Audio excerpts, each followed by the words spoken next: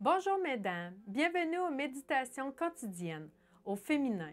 Aujourd'hui, un amour pour tous. Il n'y a plus ni juif, ni grec, il n'y a plus ni esclave, ni libre, il n'y a plus ni homme, ni femme, car vous tous vous êtes en Jésus-Christ. Galates 3, verset 28. Le propriétaire de l'auberge regarda d'un air méprisant l'agriculteur qui demandait une chambre. Pensant qu'il arriverait un peu plus tard des clients plus reluisants, il lui refusa l'hospitalité. Thomas voulut donner une autre chance à l'aubergiste et il insista pour avoir une chambre. En vain, il reçut la même réponse négative. Un personnage élégant se présenta peu après, quelqu'un qui avait certainement une bonne situation financière et sociale.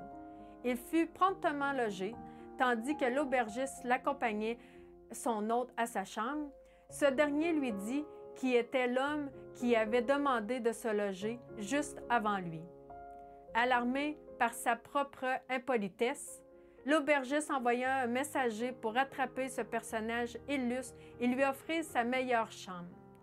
Thomas Jefferson envoya la réponse suivante. « Si dans cette auberge il n'y a pas de place pour un homme agriculteur, il n'y en a pas non plus pour le vice-président des États-Unis. » Dieu désire que tout être humain devienne un fils légitime de son royaume. Mais certains pensèrent qu'en faisant partie du peuple qui avait reçu pour mission d'annoncer le Messie promis, leur situation était élevée et favorisée par Dieu. Il est certain que Dieu fit d'innombrables miracles et répandit des multiples bénédictions sur la nation juive. Mais ceci n'exclut pas les autres peuples du plan du salut.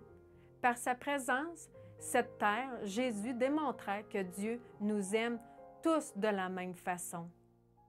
On fait remarquer bien souvent que Jésus se liait aux pécheurs, ce qui empêchait les chefs religieux d'admettre qu'il soit le Messie attendu.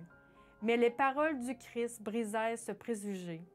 De même, je vous le dis, il y aura plus de joie dans le ciel pour un seul pécheur qui se répand que pour 99 justes qui n'ont pas besoin de repentance.